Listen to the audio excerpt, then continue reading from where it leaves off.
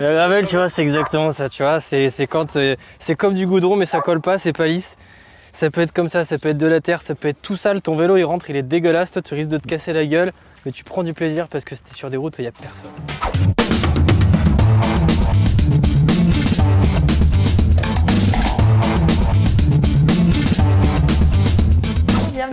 Bienvenue chez nous. Sur une sortie gravel, la première chose, c'est de vérifier que tes pneus sont les bons.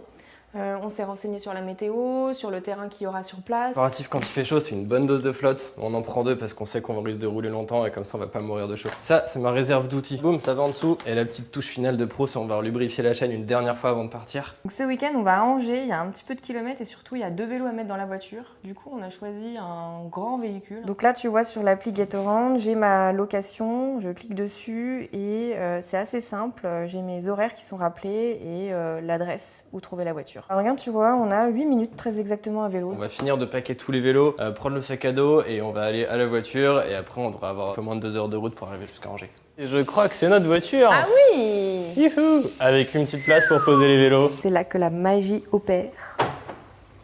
Sésame, ouvre-toi, c'est bon.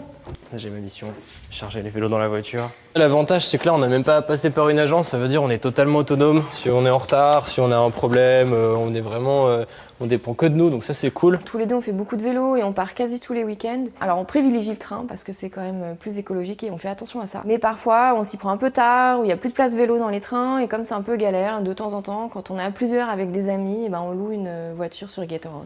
On va retrouver Adrien, notre pote d'Angers. Donc là, lui, c'est lui qui nous a préparé une map de fou pour découvrir la ville. Donc là, on compte sur lui pour faire le guide touristique et normalement, on va se régaler aujourd'hui. Voilà, donc c'est parti, direction la Loire. On est ici parce que demain, il y a un festival qui s'appelle Nature is Bike, qui regroupe beaucoup de gens qui viennent un peu partager des bons moments autour du gravel, du vélo gravel. Demain, ce sera les fameux 100 km. Donc on va juste se préparer et vérifier que les vélos tournent bien.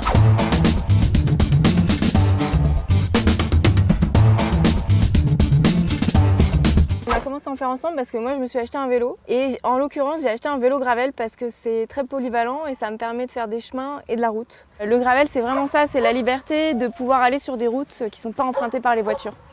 Ça, c'est un gravel paradise, ça, tu vois, ça c'est pépite. Quand c'est comme ça, c'est juste qu'il n'y a pas de vélo de route parce qu'ils osent pas, parce que tu comprends, il y a des petits cailloux, ça peut percer les pneus. Et toi t'es là, t'es trop content. C'est nickel, ça roule, c'est beau, il n'y a personne.